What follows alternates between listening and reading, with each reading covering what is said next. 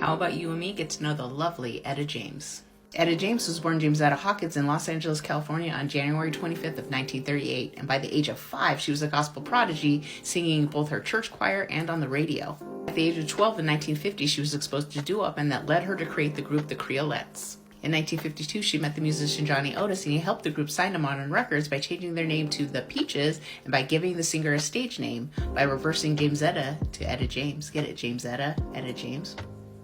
In 1955, she launched her solo career by releasing songs like Good Rockin' Daddy, but it wasn't until 1960 when she signed to Chet's Records that her career really soared. In 1961, she released her signature song At Last, which reached number 2 on the R&B charts, and she followed that up with her song Trust in Me, which she sung behind string instruments. In 1962, she started incorporating gospel elements into her music, and she released the song Something's Got a Hold on Me and Stop the Wedding.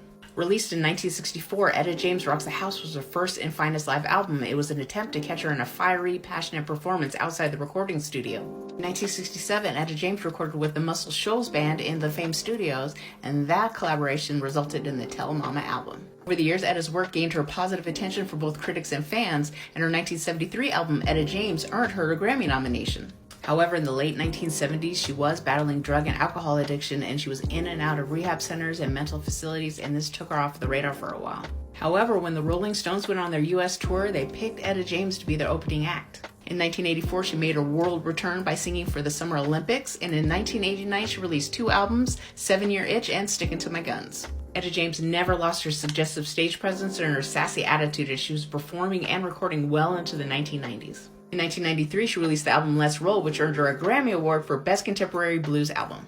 Fun fact, did you know that Beyonce played Etta James in the movie Cadillac Records in 2008?